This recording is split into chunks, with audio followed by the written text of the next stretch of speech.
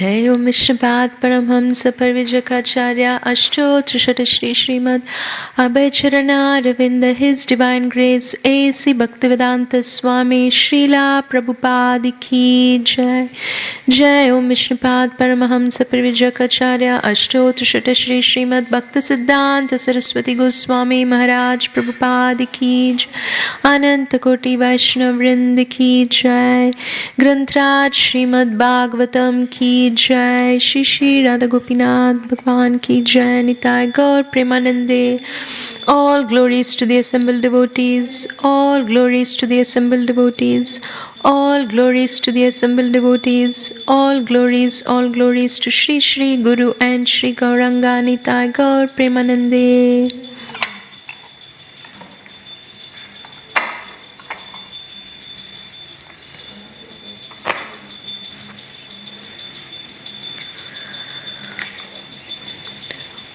Om Namo Bhagavate Vasudevaya.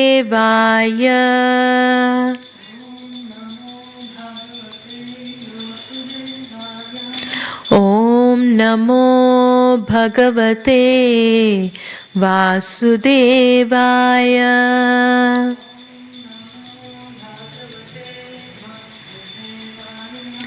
Om Namo Bhagavate Vasudevaya.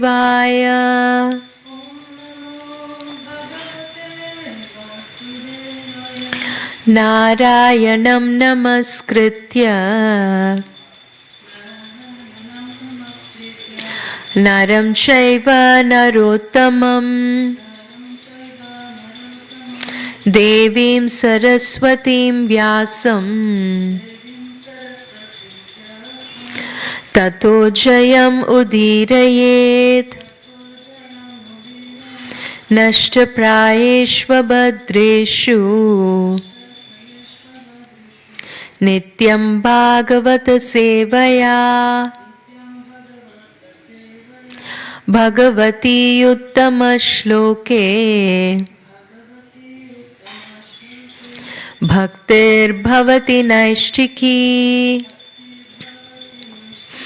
Krishnaya Vasudevaya Devaki Nandanaya Cha Nanda Gopa Kumaraya Govindaya Namo Namaha.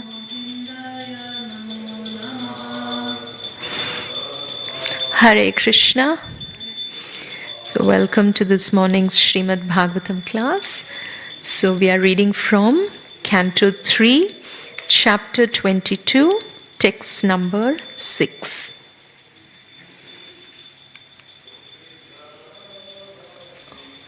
Okay, so it is text number 6 today.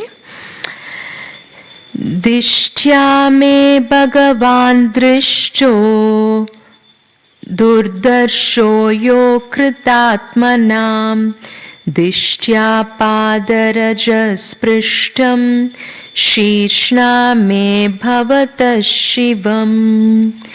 Dishtya me Bhagavan drishto Durdarsho yo kritatmanam Dishtya pada rajas prishtam Shirshna me bhavata shivam. Dishtya me Bhagavan drishto Durdarsho yo kritatmanam Dishtya padarajas prishtam Shirshna me bhavata shivam. Yes. Mataji. Dishtya me Bhagavan drishto Durdarsho yo kritatmanam Dishtya padarajas prishtam Shishna me bhavata shivam. Okay. Let us look at the word-to-word meaning. Dishtya, by good fortune. Me, my. Bhagavan, all-powerful. Drishtaha is seen. Durdarshaha, not easily seen. Yaha, who. Akrita Atmanam, of those who have not controlled the mind and senses. Dishtya, by my good fortune. Padarajaha, the dust of the feet. Sprishtam is touched. Shishna, by the head. Me, my. Bhavataha, your. Shivam, causing all auspiciousness. Translation and purport by His Divine Grace A.C. Bhaktivedanta Swami Srila Prabhupada Ki Jai. Translation. It is my good fortune that I have been able to see you, for you cannot easily be seen by persons who have not subdued the mind or controlled the senses. I am all the more fortunate to have touched with my head the blessed dust of your feet. So let us hear the purport. The perfection of transcendental life can be achieved simply by touching the holy dust of the lotus feet of a holy man.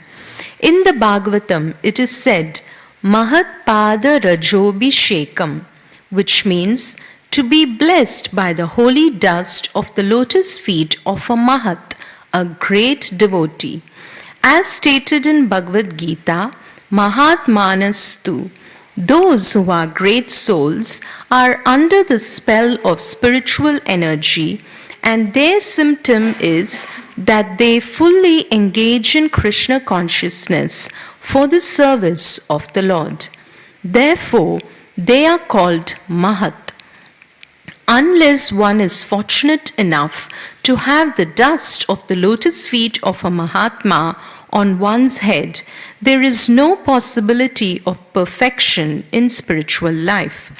The Parampara system of disciplic succession is very important as a means of spiritual success.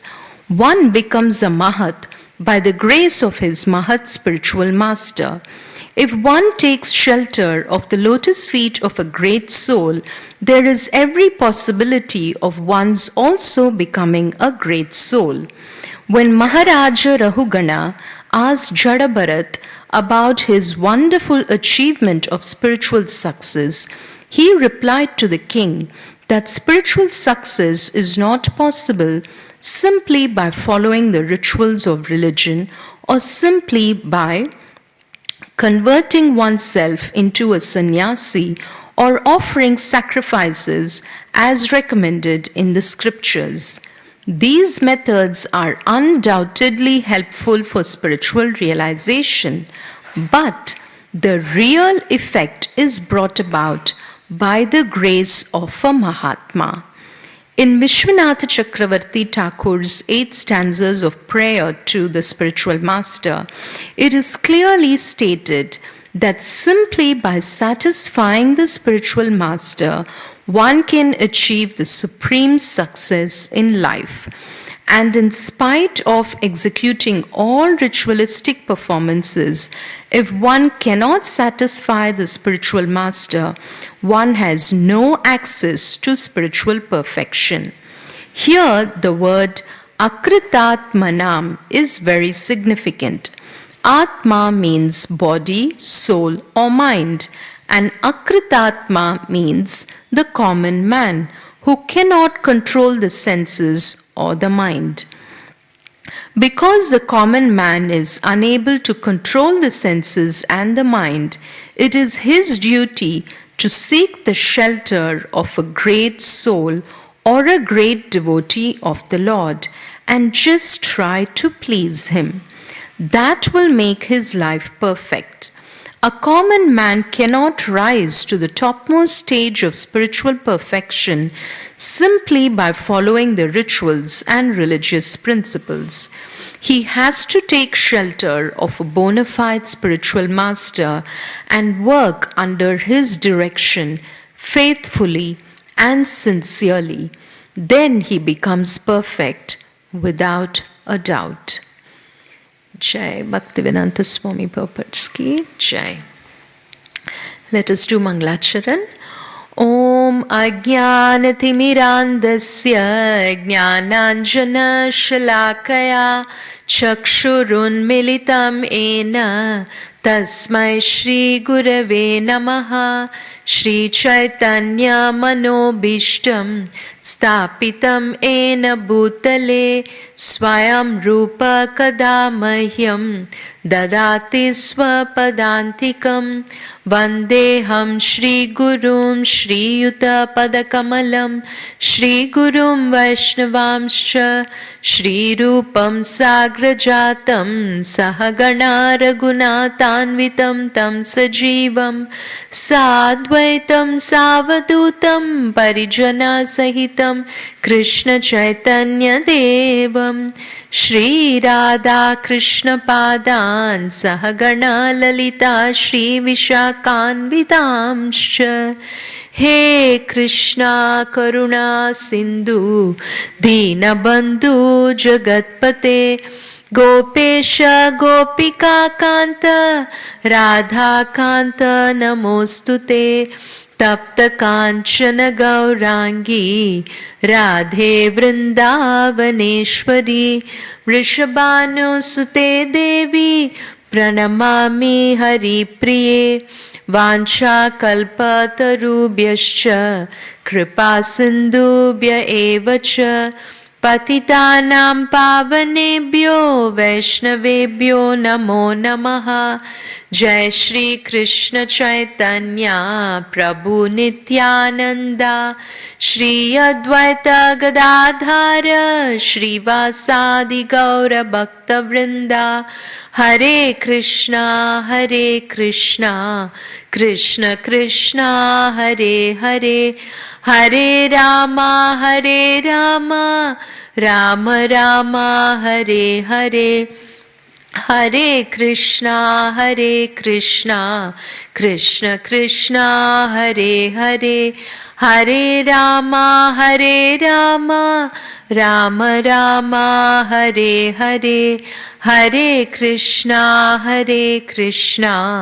Krishna Krishna Hare Hare Hare Rama Rama Rama Hare Hare.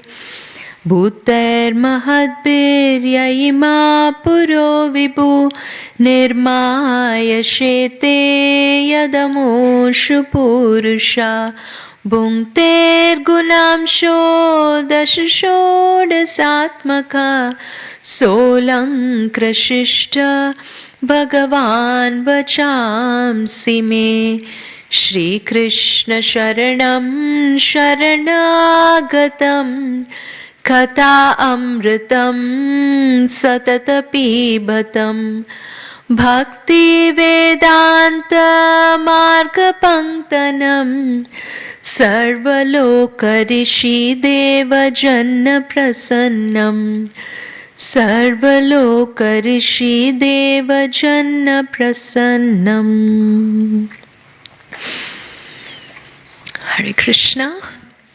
Welcome again to this morning's Srimad Bhagavatam, where we are reading from Canto 3, Chapter 22. And today's text is number 6. So I wish to take the blessings of all the Vaishnavas assembled here today, and with the blessings of my Shiksha Gurus and Srila Prabhupada, Shri Radha Gopinath. Let us speak and hear from the beautiful Srimad Bhagavatam. So, in this section of Srimad Bhagavatam, we are hearing a conversation between Vidura and Maitreya Muni. So, Maitreya Muni is speaking about the descendants of Swayambhuva Manu. And Maitreya Muni is here speaking about the meeting of Swayambhuva Manu and Kardama Muni.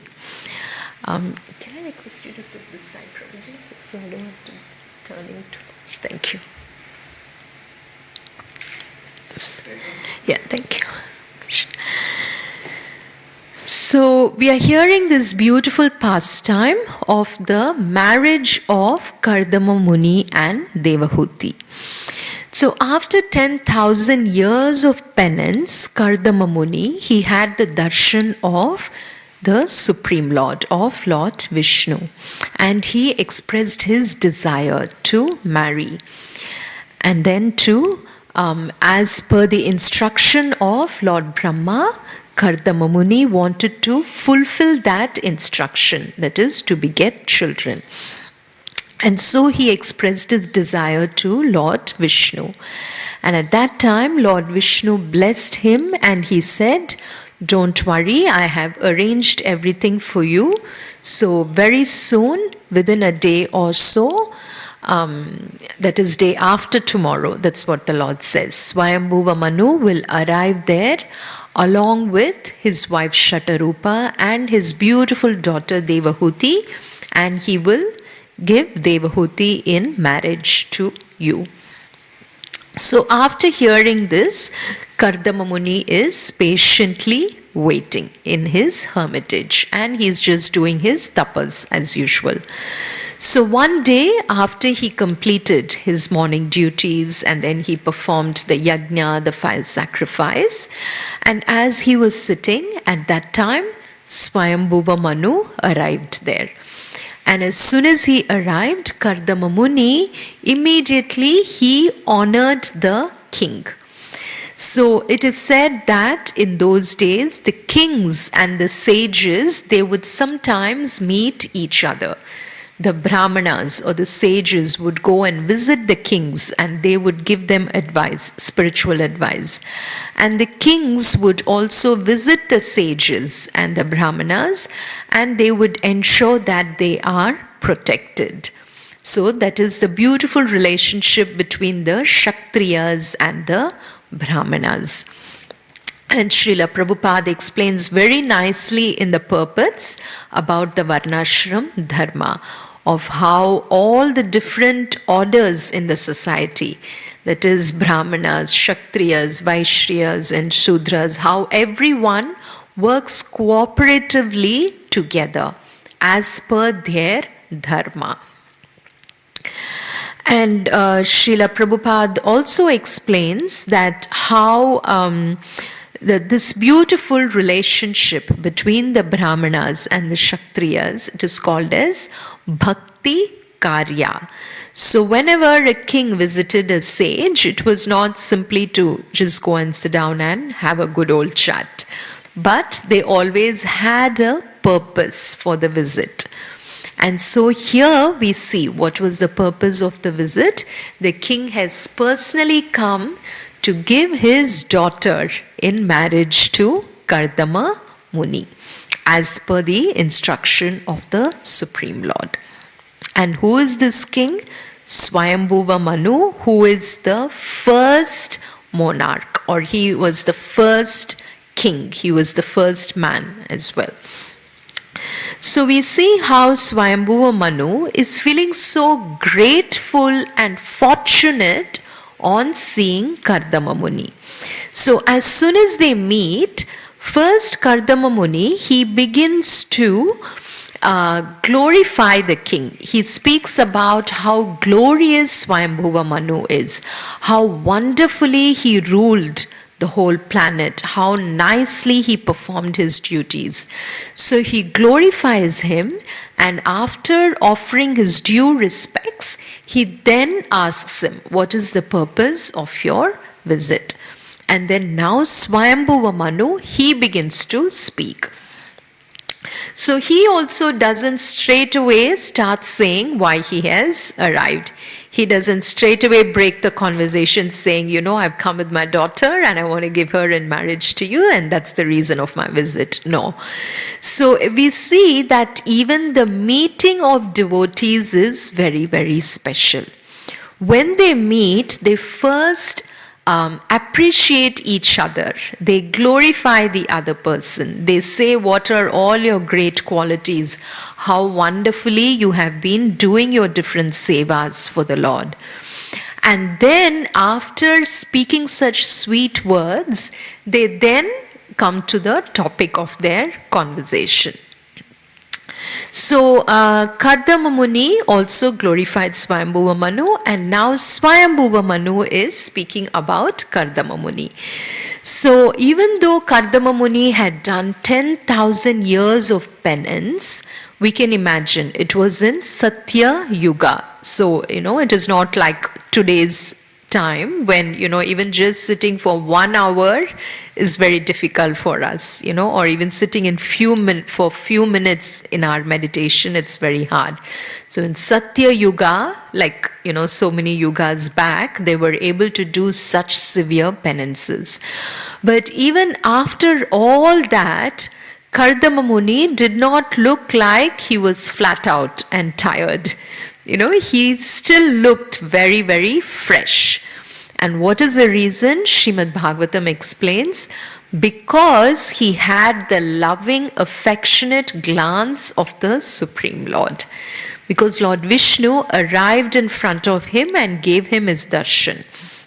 So because he had taken the darshan of the Lord, Kardama Muni was still so fresh, and he had heard the sweet words of Lord Vishnu when Lord Vishnu spoke to him. So from this even we can see that how whenever we are engaged in serving Sri Krishna, no matter how, how many hours we work non-stop together or, back to back, we don't feel that tiredness because we are in touch with Sri Krishna. We are personally associating with Krishna when we are serving him. Especially in this month of Kartik, everyone takes up a lot of extra services, and we want to serve the Lord more and more. And it is said that during the month of Kartik, when we perform more sevas and austerities, it pleases Sri Krishna so much that the benefits that you receive out of that is just 1,000 times more. But our aim is not to look at the benefits, but our aim is simply to please Krishna through our sevas. And Kartik is such a beautiful month which is very dear to Sri Krishna, so we increase our sevas more and more, whatever we can do. So in this verse particularly, what we are seeing is Swayambhuva Manu is saying that how fortunate he is that he has been able to get the darshan of Kardama Muni, who is such a great soul, who is a Mahatma. And he says that I'm even more blessed because I was able to take the dust of your lotus feet on my head. That is when he was bowing down. So this dust of the holy feet is something that is very, very special when we read Srimad Bhagavatam throughout.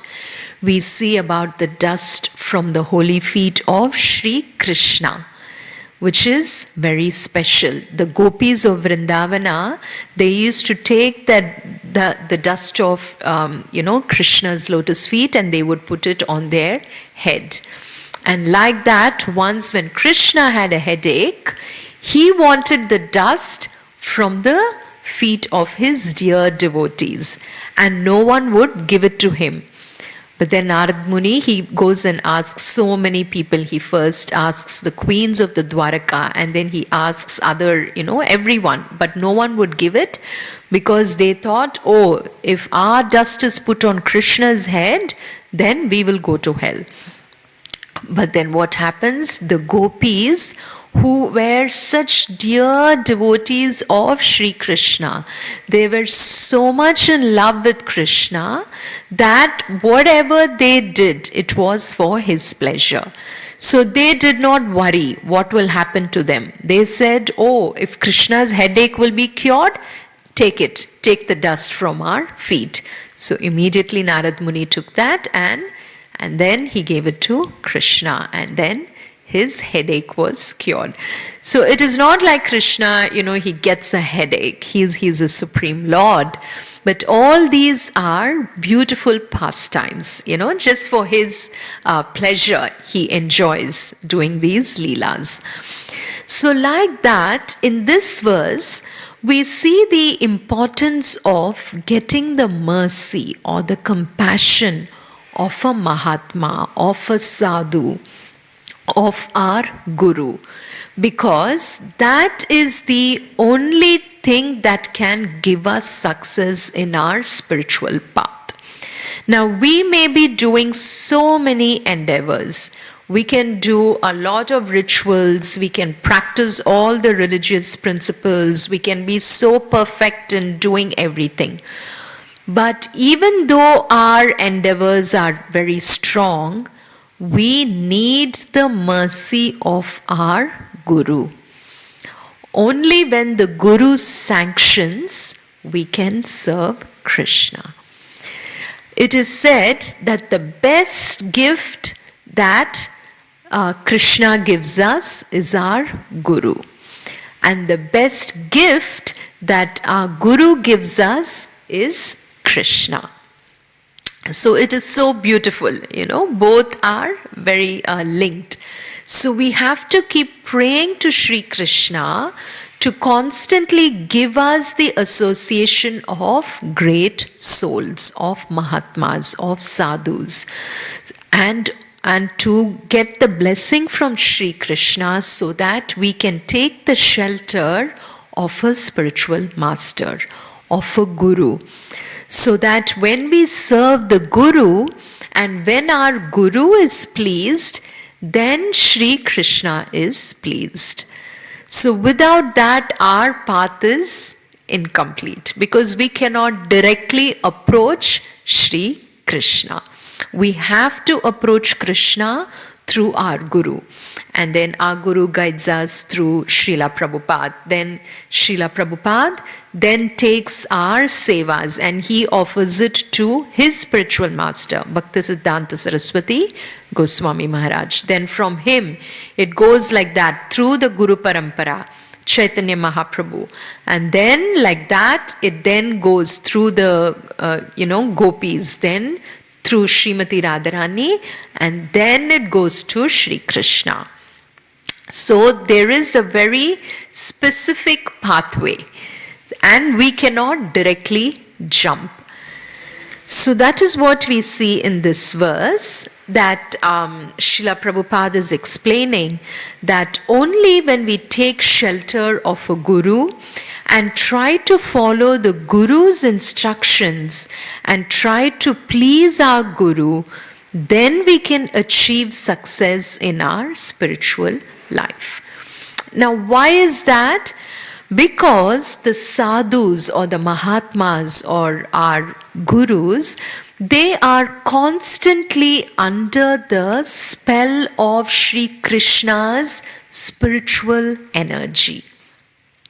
So it is said in Bhagavad Gita, Mahatmanastu mam partha daivim prakritim ashritaha bhajantyananya manaso jnatva bhutadim avyayam.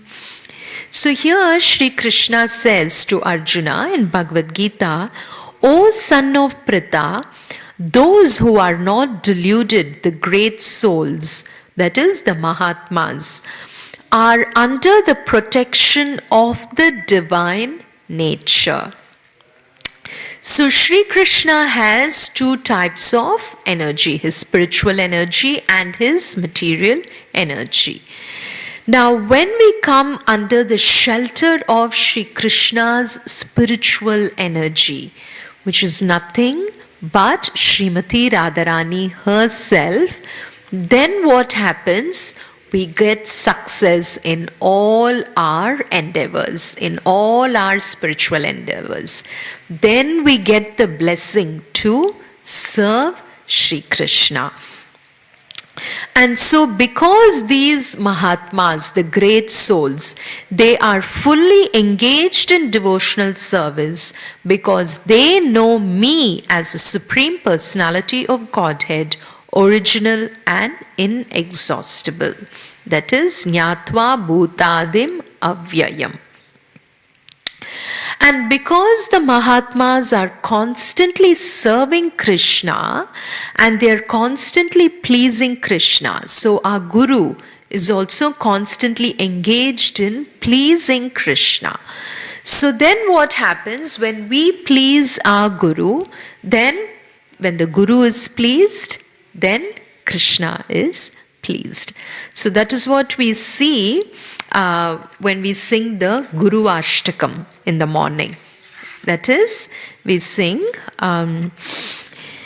Sakshadare Tvena Samasta Shastrer Uktastata Bhavyata Eva Sadbi Kintu Prabhorya Priya eva tasya Vande Guru Shri Charanaravindam. That is, the spiritual master is to be honored as much as the Supreme Lord because he is the most confidential servitor of the Lord.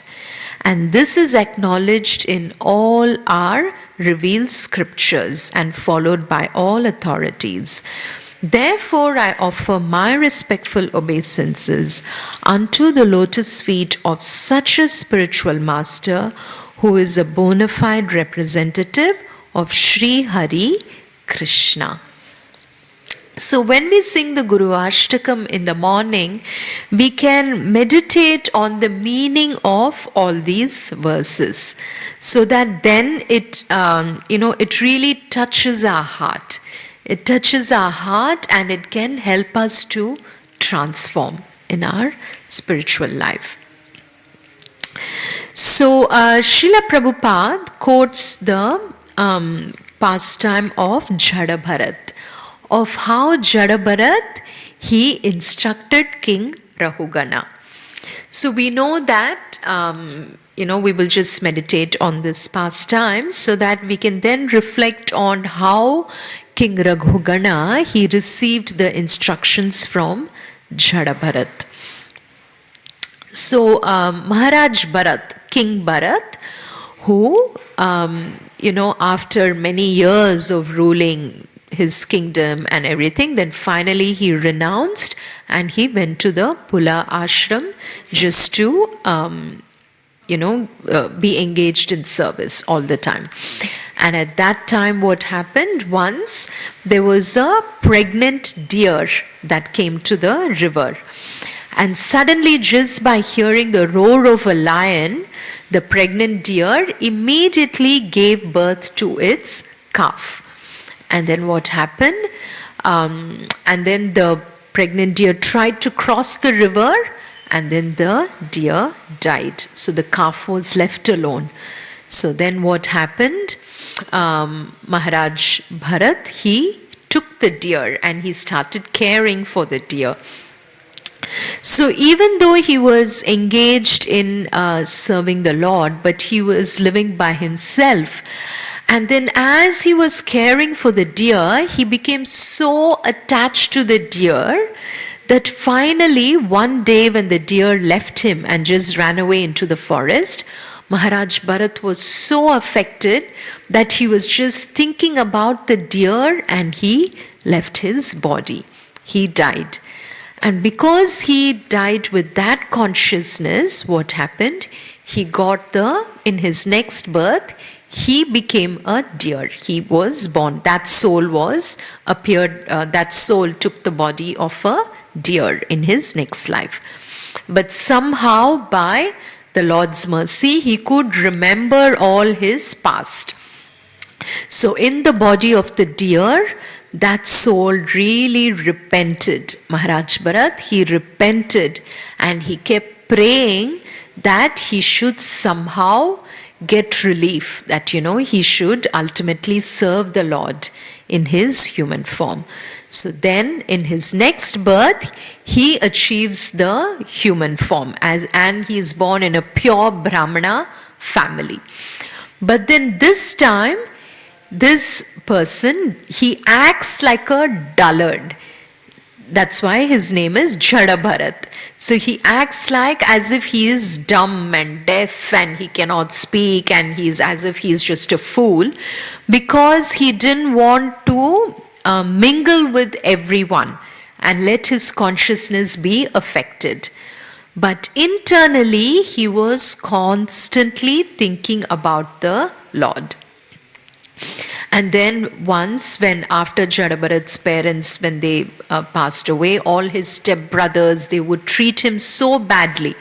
But still, Jadabharat did not bother about any of that. He was constantly engaged in remembering the Lord in his heart. And then once, what happened? There was a king. So King Rahugana, he was traveling from his kingdom on his palanquin. And as the palanquin carriers were carrying the king, they needed one more person to help them. And when they saw Jadabharat, they called him to help them. So Jadabharat also joined them and he was lifting the palanquin and they were walking. But at that time, what happened? Jadabharat, as he was walking, now his consciousness was so clear that he didn't want to even hurt any of the ants on the path. So what happened? He was trying to move here and there, he didn't want to step on any ants. And because of this, the palanquin was shaking. So then what happened? King Rahugana got very upset.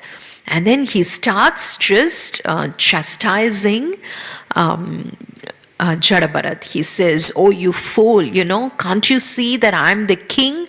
I'm the master. I'm sitting in this palanquin and look at how are you carrying this?" And he just uses very harsh words. And then he also speaks very sarcastically. Like even though Jadabharat was quite stout, he was very strong. But then the king was speaking in a sarcastic way, what do you think of yourself? Are you so thin that you can't carry? And like that, he just mixes up words. Then Jadabharat is not affected by any of this.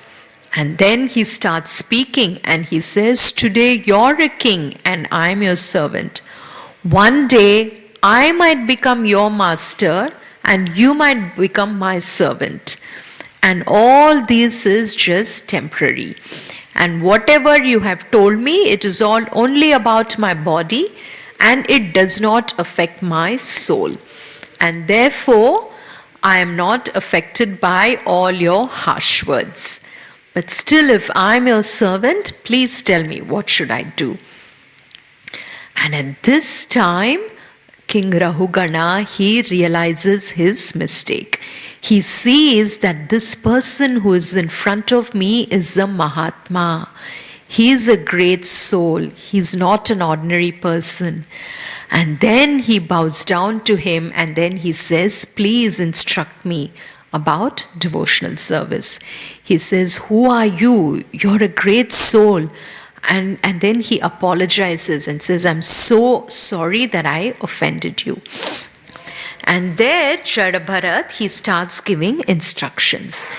And he says, "Bhratravyam enam tadadabraviryam upekshayadhyeditam apramattaha guror harescharanopasanastro jahi vyalikam swayam atmamosham." He says, this uncontrolled mind is the greatest enemy of the living entity. If one neglects it or gives it a chance, it will grow more and more powerful and will become victorious. Although it is not factual, it is very strong. It covers the constitutional position of the soul. O King, please try to conquer this mind by the weapon of service to the lotus feet of the spiritual master and of the Supreme Personality of Godhead. Do this with great care. So that is what we saw even in the verse today, where Srila Prabhupada was explaining that for a common man, it is very difficult to control our mind and our senses, because the mind is constantly dictating, do this, do that, things that are conducive to spiritual life, and sometimes it will also ask us to do things that are not conducive. And if we become a victim and start following the mind's instructions all the time, then we are just going haywire here and there. And it is not easy. It is very, very challenging for us to deal with all this on our own. And that is why Srila Prabhupada is saying that we have to serve a Mahatma. Only by taking the shelter of a Guru and following his instructions, then we can control our mind. Without that, it is not at all possible. And we can practically see it in our life. Even though whatever we try, we may be having different habits or different desires or different lifestyles. Whatever it is, unless we constantly think of our Guru, constantly we see, we have to tell ourselves, no, what would my Guru want me to do in this situation? What would be my Guru's advice to me in this situation? Unless we constantly go for that and take our Guru's guidance, it is very difficult to do things on our own. So then Jada Bharat goes on to say, Rahu ganaita tapasanayati na chejaya nirvapanad grahadva na chandasanaiva jalagni suryair vina mahatpadarajobhishekam. That is, he says, my dear King Rahugana, unless one has the opportunity to smear his entire body with the dust of the lotus feet of great devotees, one cannot realize the absolute truth. That is Mahatpada Rajobhishekam. So that is the key point for us, where Swayambhuva Manu is feeling so fortunate that he was able to get the dust from the lotus feet of Kardama Muni. So Jada Bharat goes on to say, one cannot realize the absolute truth simply by observing celibacy, brahmacharya, strictly following the rules and regulations of householder life, leaving home as a vanaprastha, accepting sannyasa, or undergoing severe penances in winter by keeping oneself submerged in water, or surrounding oneself in summer by fire and the scorching heat of the sun. There are many other processes to understand the absolute truth, but the absolute truth is only revealed to one who has attained the mercy of a great devotee. So that is the key point for us to take home today. That is, the truth is revealed to us. The absolute truth is revealed. Krishna reveals himself to us. We cannot simply by following just the different rules and regulations. They are important. We have to follow them so that we can regulate our life. But simply by doing that, it is not an end in itself. So simply by one being a brahmachari or one being a grihastha doing our duties, or one being a vanaprastha just going away, or one taking up sannyas, just all these are, they are like a scientific process, but it is not an end in itself. Ultimately, we need the mercy of our Guru. We need the mercy of the Mahatmas.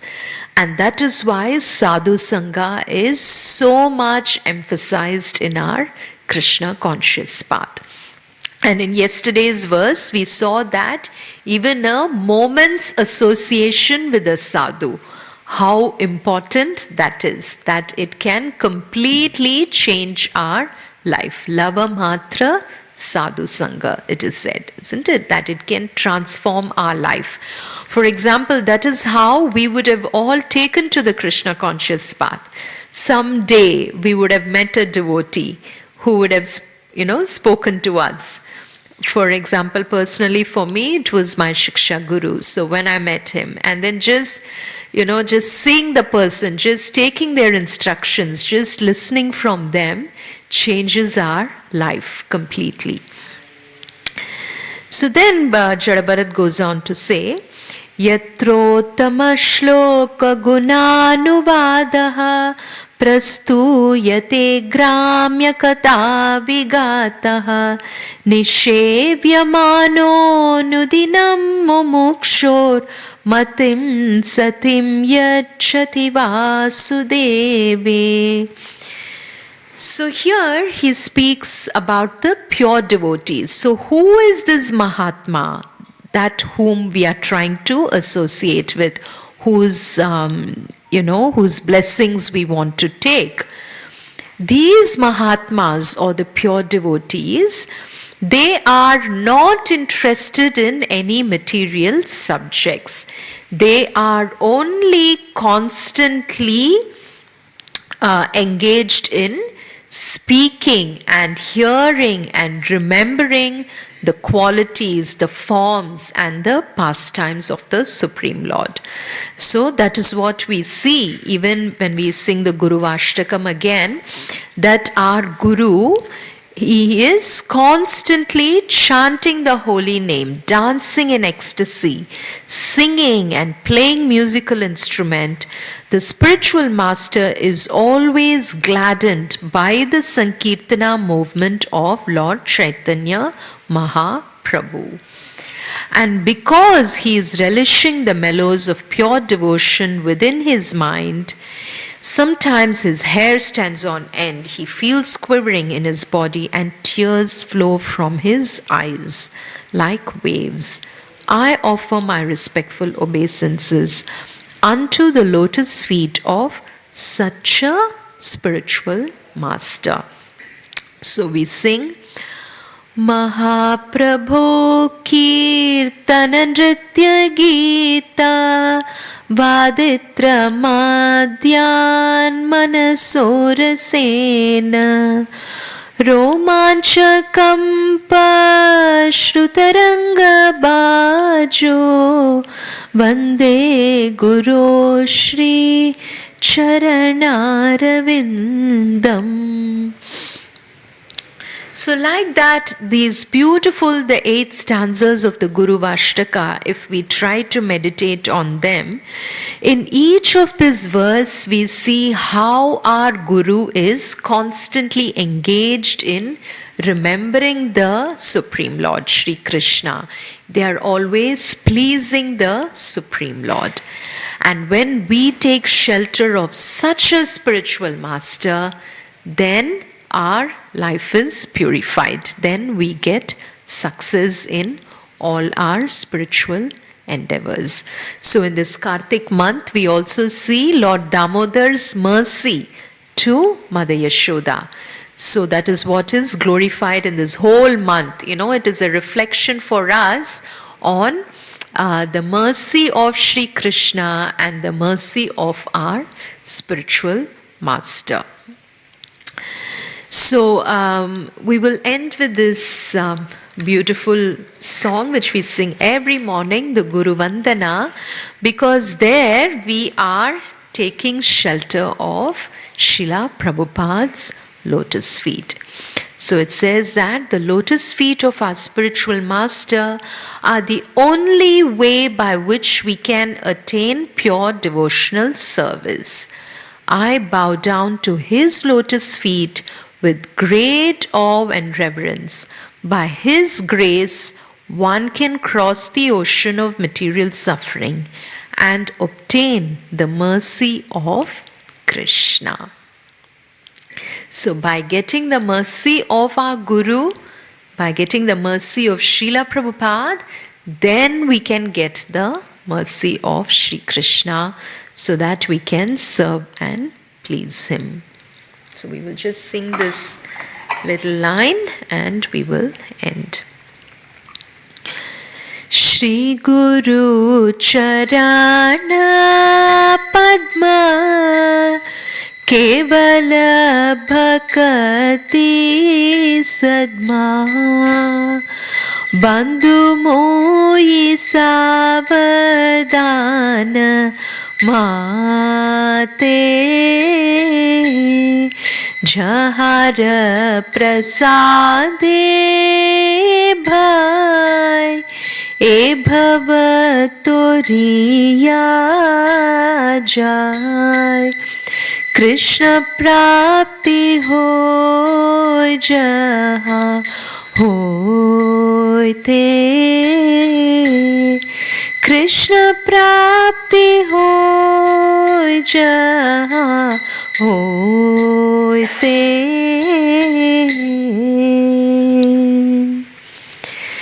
Jai Grantraj Srimad Bhagavatam ki Jai, Srila Prabhupada ki Jai, Srila Gurudev ki Jai, Nitai Gaur Premanande.